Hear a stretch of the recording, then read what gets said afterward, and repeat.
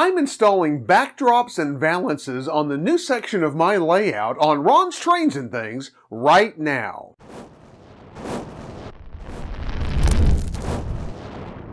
Hi, I'm Ron of Ron's Trains and Things, and if you'd like to see more model railroad tips, tools, and techniques, then be sure to subscribe down below and click that little bell icon so you can catch future videos.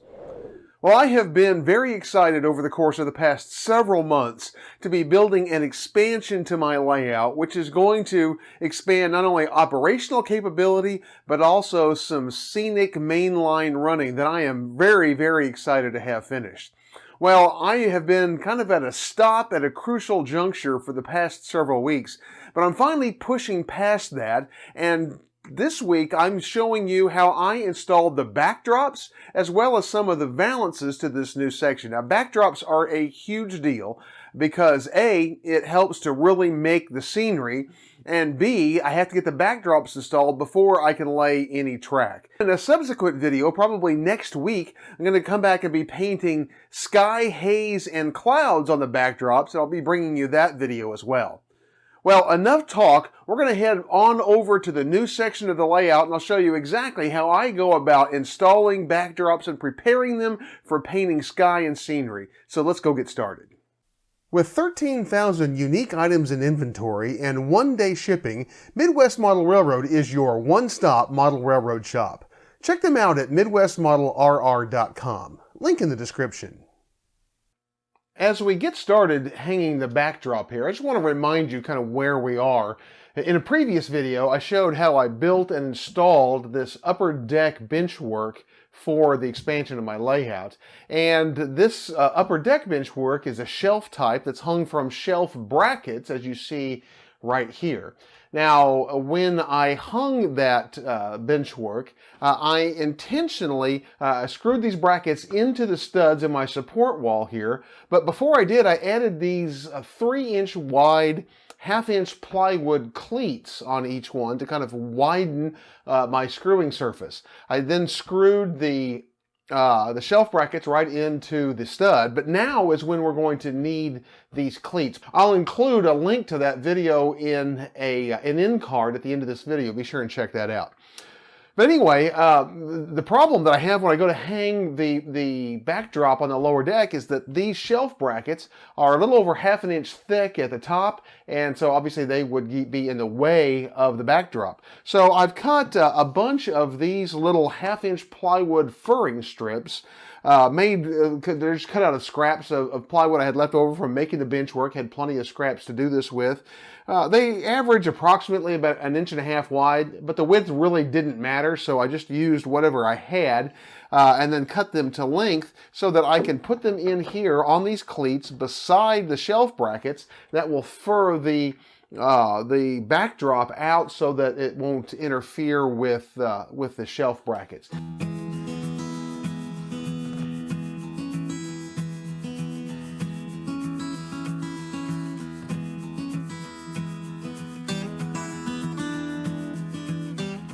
Now, the backdrop that I'm using here, as I've used on my entire layout, is 1/8 inch tempered hardboard, or what's commonly referred to as masonite. Now, I want you to see a little prep work that I did here in where the new backdrop will connect into the existing backdrop. There was a short piece of backdrop here that I took out that went behind the old helix.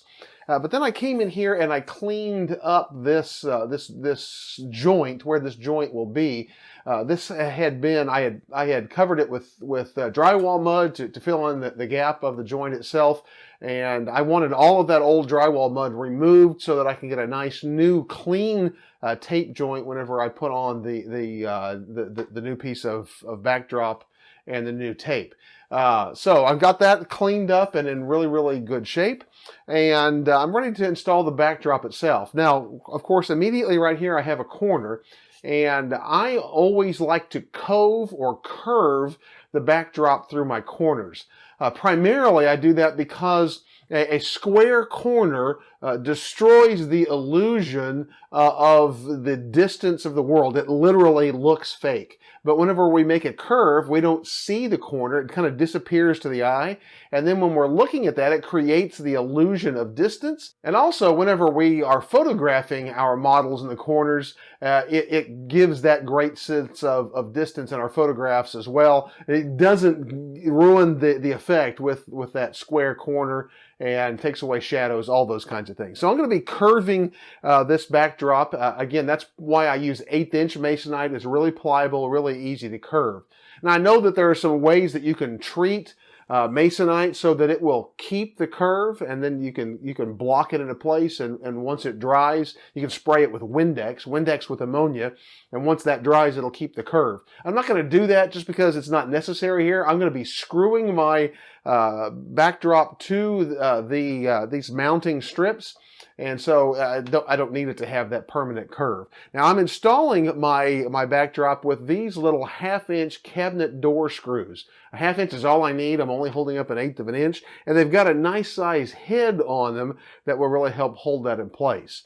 Now I don't want the heads obviously to show, so I'm going to be countersinking these, and that's something I have to do very carefully because the masonite is only 1/2 an inch thick, and so you can countersink too deep and drive your screw right through.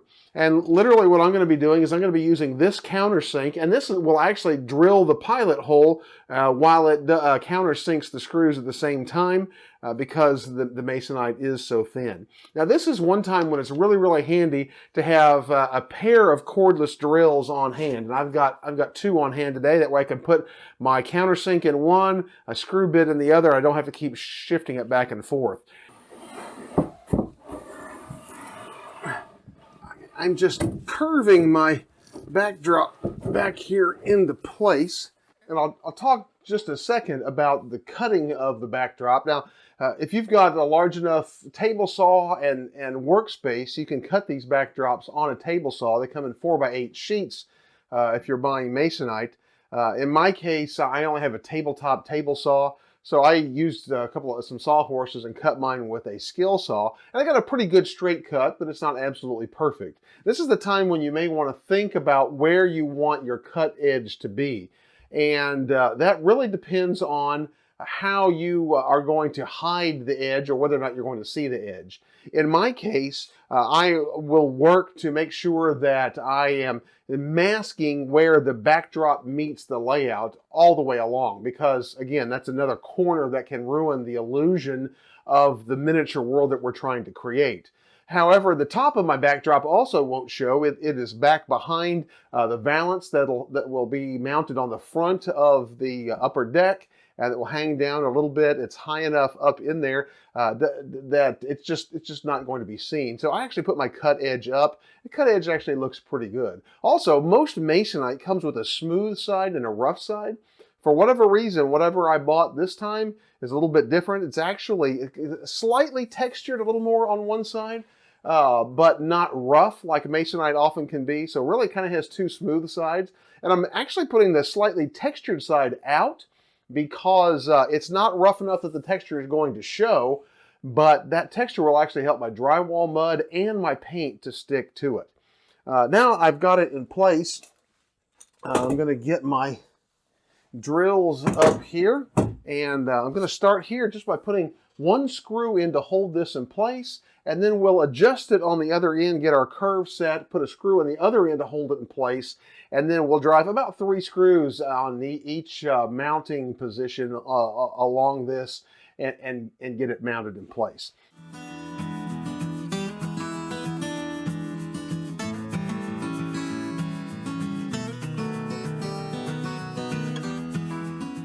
Now, on the other end, you can see right now my masonite is actually hanging a few inches, about 3.5 inches, 4 inches beyond my mounting spot, but I've got the room to play with this corner because I'm curving the corner, so I can adjust it, make the curve change position a little bit. It doesn't have to be a certain curvature in order to create that illusion, as long as it's curved and it's not curved too tight. If it's curved too tight, then it becomes a corner and destroys the illusion. But as long as I don't curve it extremely tight, and if I tried to curve it that tight, it would probably break it anyway, it will look fine. So I'm just going to take this and literally kind of force it down into the curve a little bit, and try to get this lined up with my mounting piece, and there it is right there. And that should be just fine. And so we're going to hold that in place and drive a screw right here.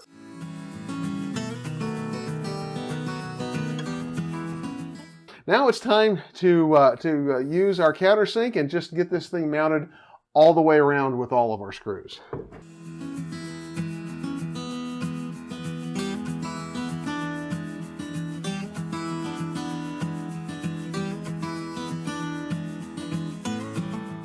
Well, that's got this piece all screwed to the wall. I've got one more piece to install that will butt up against this. So I'm going to get that one installed. Then we're going to come back and going to sand all of these screw holes because they're a little bit rough where the countersink goes through them. And also sand to smooth out the joints just a little bit. And we'll come back and show you how we fill the screw holes in the joints from there.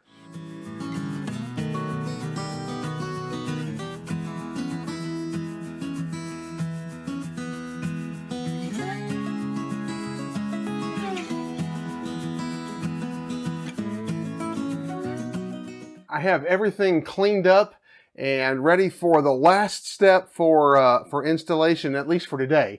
And that is to go in and fill in all of the screw head holes and to cover the joints and to get them filled in. Now on the existing part of my layout, whenever I installed the backdrops, I tried just filling the joints with joint compound, hoping that would be enough.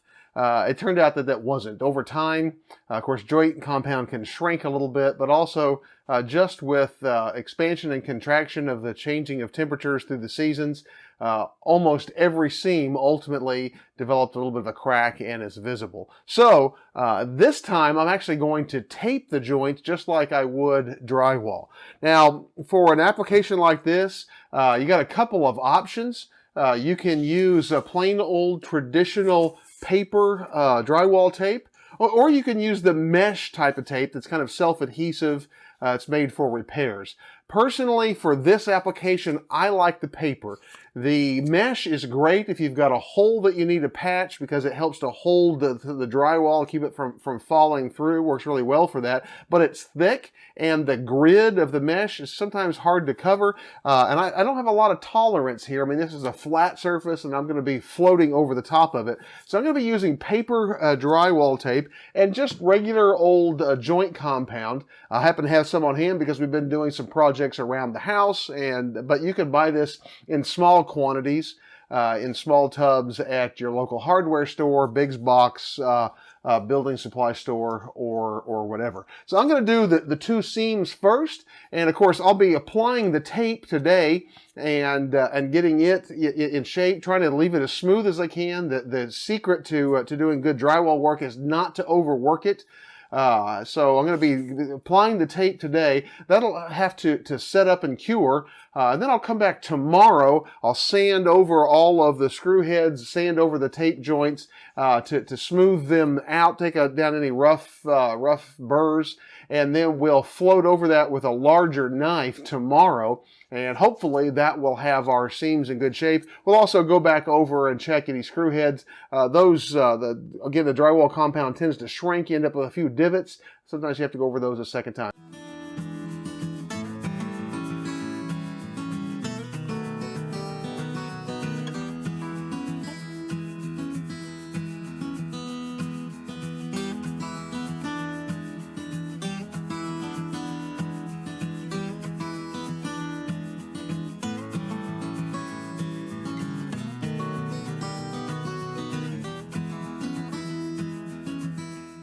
My first coat of drywall mud has had about 24 hours to completely set up and cure, and it is ready for sanding. You could use regular sandpaper on a sand block.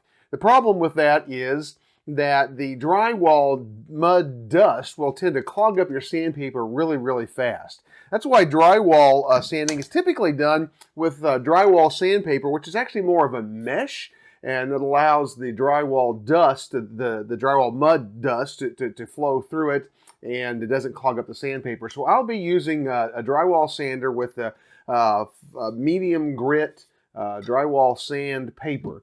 I also want to say, before I forget entirely, that as I installed the backdrop, I have two places here where the tracks are going to go through the backdrop, one into the helix on the other side of this wall, and the other one that's going to go to a small intermodal staging yard on the other side of this wall. I didn't cut those holes out yet. Once I get this all done, but before I paint, I'm going to come and cut them with a multi-tool and have those at least rough cut ready to go. For now, I'm going to go get a dust mask, because anytime you're sanding drywall mud, that dust is not a great thing to be breathing, so a dust mask is a good idea. I'll admit I'm the first to typically forget that, but we're going to make sure we do that today, and I highly recommend that you do that. We're going to get this sanded and get the next coat of drywall mud on.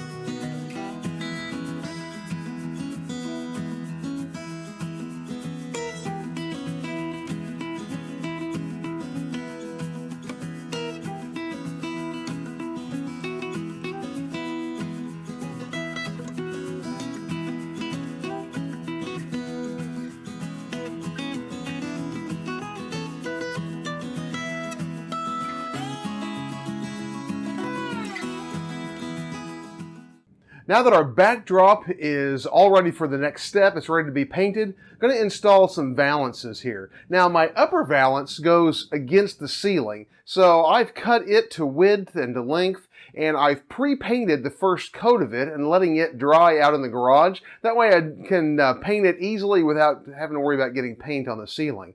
The valance and fascia that goes on this the lower deck, though, here in the middle, is going to have a little bit of a cut to it to meet just a little bit of the contour, a lower area right here as it makes the corner. So my son Noah is going to help me hold these in place. We're going to get this little piece marked, and we're going to put this piece up in just a few moments. We're going to put it up raw. We'll paint it after it gets in place. Now, I am installing my fascia, as many people do, using truss head screws. There are also some screws very similar to these that will work that are known as upholstery screws or automotive upholstery screws. I've used them as well. They work very, very well. So we're going to get this piece up, get it marked, and get ready to actually get some fascia installed.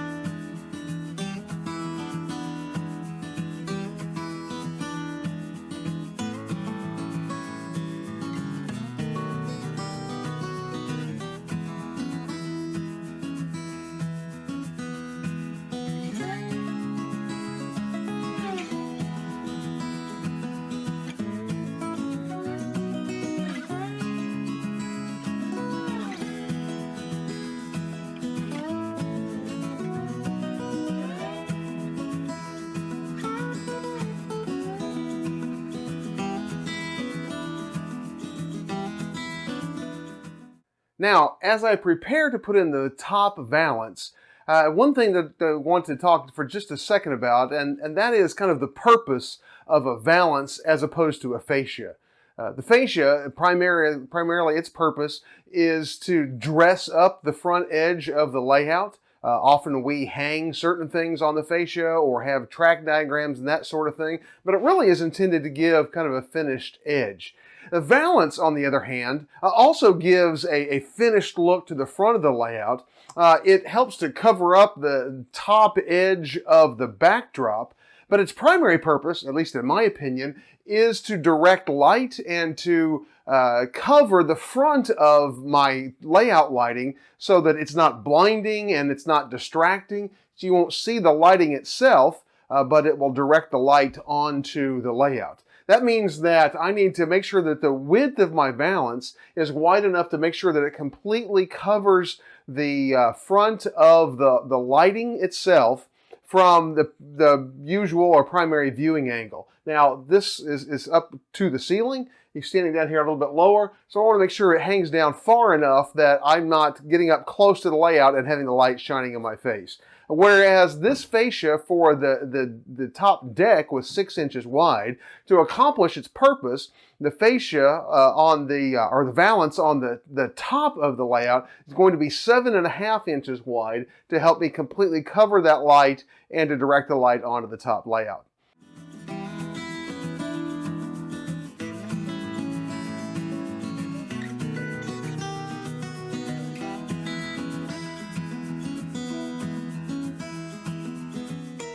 And that is looking fantastic. I got to tell you, I am really excited about how this comes together. Putting a backdrop up makes a ton of difference on a layout, but getting it framed with a valance and a fascia really begins to make it look like something. Well, having these backdrops installed just means that I am one step closer to getting the main line laid and being able to run trains across my entire layout again, which is something I haven't been able to do for almost a year. So I'm very excited to be able to get back to that. And looking forward in the next few days to getting the sky and clouds painted on this and to bringing that video to you as well. I know those are some techniques that many of you are going to really enjoy seeing. Maybe something that you haven't done before, and I'm going to show you a process that I think makes beautiful clouds both in person and in photographs, sky, haze, and clouds. And it is a technique that anybody can do with just a little bit of practice. I think you'll really enjoy it. So be sure and watch for that. Well, be sure and check out my Amazon pick of the week in the description down below, as well as all of the other great links that are there. And if you'd like to see some more model railroad content right now, check out the links on your screen. And be sure to join me each Tuesday as I bring you even more great model railroad videos. And I look forward to seeing you then. 10, Lizzie?